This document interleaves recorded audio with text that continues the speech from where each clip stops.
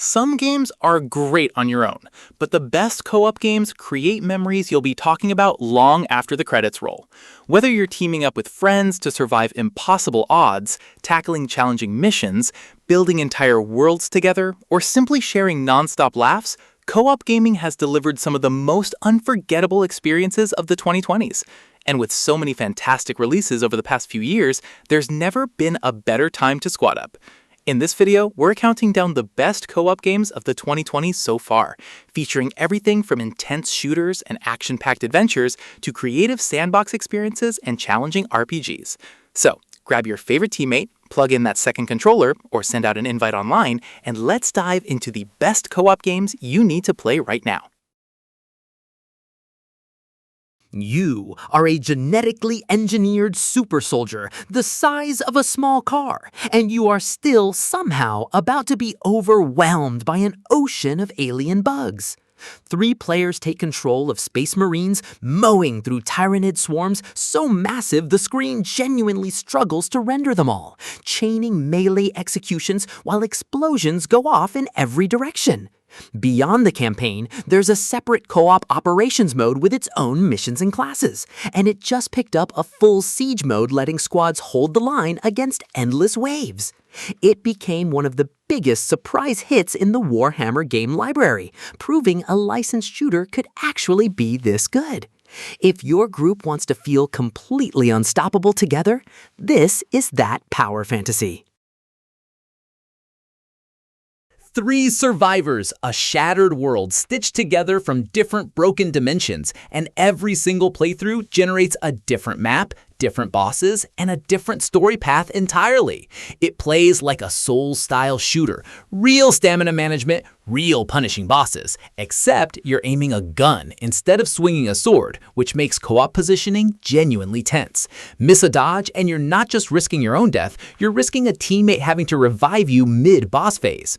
It leans hard into build variety, letting your trio stack completely different archetypes so no 2 runs ever feel the same. With its expansions, the amount of content has basically doubled since launch. If your group wants Souls-like tension without Souls-like melee, this is the shooter version.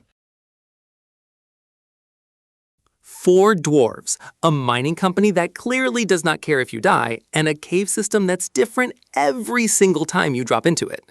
You'll be swarmed by bugs, running low on ammo, and somebody's always yelling rock and stone to keep morale up. It's become basically the game's entire personality.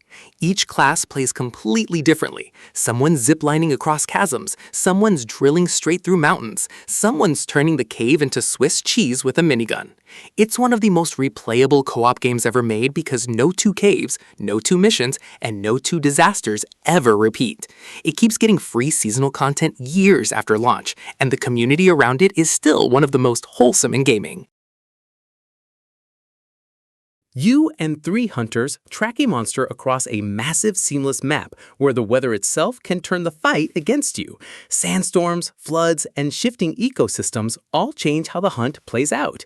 This is the newest mainline Monster Hunter, and it ditched the old loading screen zones for one continuous living world, meaning a hunt can start on a cliffside and end underwater.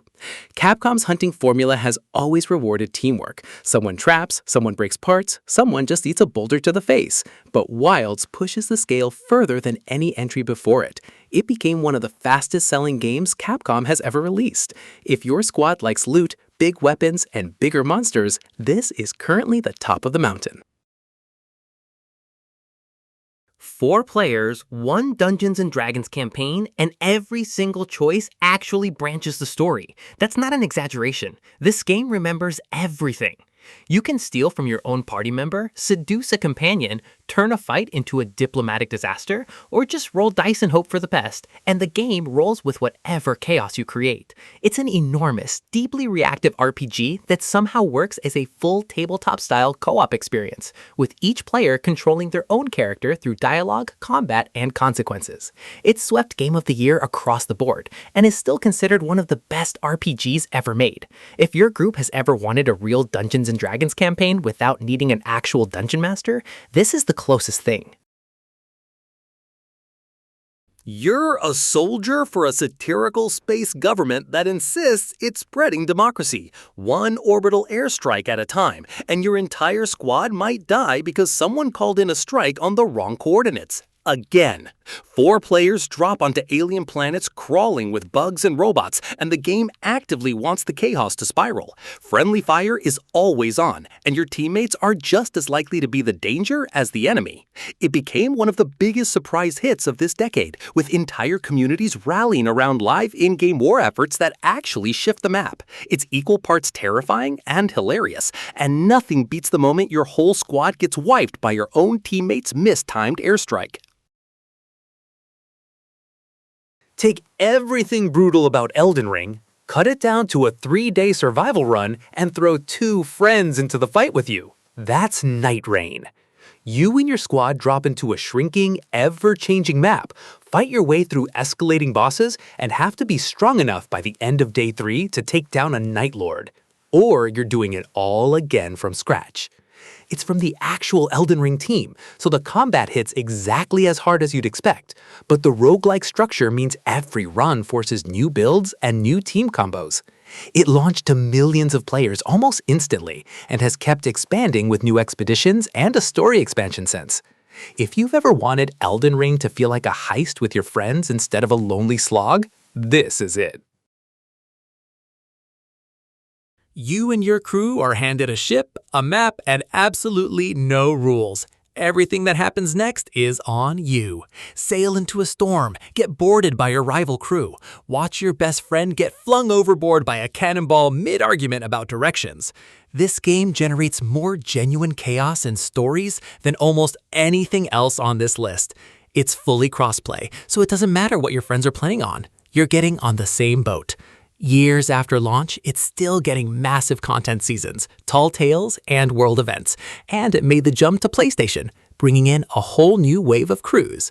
If your friend group wants pure, unscripted chaos instead of a story to follow, this is where you dock.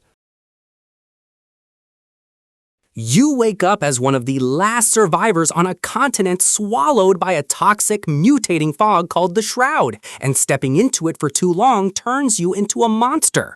So you and your friends carve out a base, build it up piece by piece, and push deeper into the fog to unlock more of the world, fighting flame knights and desert titans along the way. It blends survival crafting with real melee and magic combat, so it's not just about gathering wood, it's about surviving fights that can genuinely wreck an unprepared squad.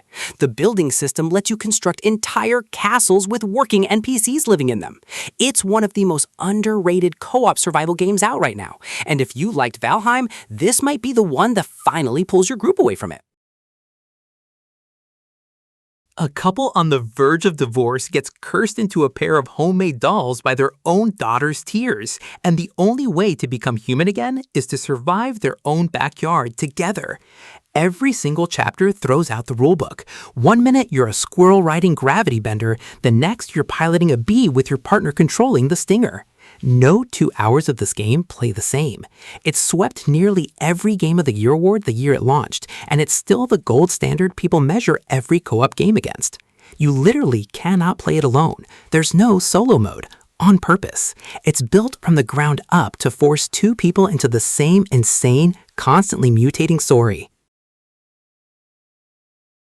2 strangers get zapped into a machine that's supposed to steal their stories. Instead, it traps them inside a broken simulation where sci-fi and fantasy worlds are colliding into each other. One second you're riding a dragon, the next you're dodging lasers on a spaceship. And neither player is playing the same game as the other. That's the trick. Every level splits your abilities completely differently from your partners, so you're forced to actually talk to each other to survive. It's from the same studio that made It Takes Two, and somehow they topped it themselves. This isn't a co-op mode bolted onto a single-player game. It literally does not function without a second person. If you've got one friend and one weekend, this is the game that ends the weekend. You die, and instead of a game over screen, a giant raven drags your soul into Viking purgatory and tells you to go kill a forest troll. That's Valheim in one sentence. You and your crew crash land as dead Vikings sent to earn your way into Odin's Hall, and the only way out is punching through biome after biome, each one uglier and more terrifying than the last. It starts simple, chopping wood and building a shack, and within a few hours, you're sailing longships across procedurally generated oceans, getting ambushed by sea serpents, and building bases that look like actual fortresses.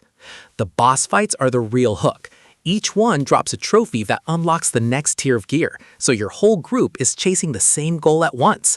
It's one of the best-selling survival games ever made, and years after launch, it's still getting massive free content updates that add entire new biomes. If your friend group wants base building with actual stakes attached, this is still the one everyone compares everything else to. Before Wilds, this is the hunt that reinvented how mobile the series could feel. A grappling hook called the wire bug lets you swing across cliffs, wall run past monsters, and pull off aerial combos that just weren't possible before. 4 hunters team up against increasingly wild monster designs, and the game leans into speed over slow tactical positioning, making every hunt feel faster and more acrobatic than older entries.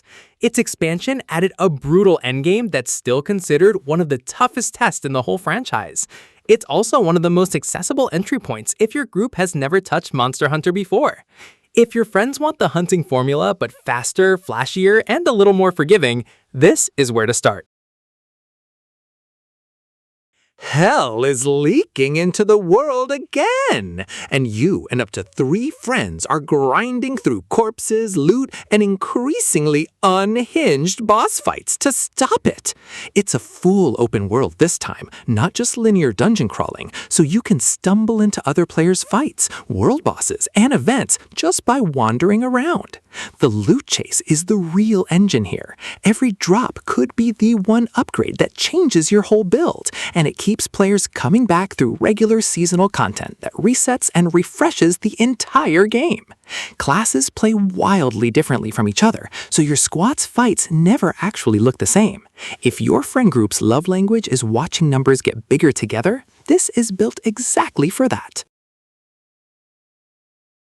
You and your friends get shrunk down to the size of ants in your own backyard, and suddenly, a puddle is an ocean, and a spider is an apocalypse-level threat.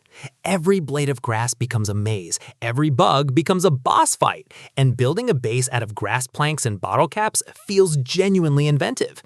It's got real survival bones, hunger, thirst, crafting, but wrapped in a setting so unique, it never feels like just another survival clone. Since its full launch, it's kept adding expansions that push the story and the map even further. It's got a surprisingly funny, dark story hidden underneath all the bug fighting too. If your group wants survival crafting, but is tired of the usual medieval or sci-fi settings, this flips the whole scale.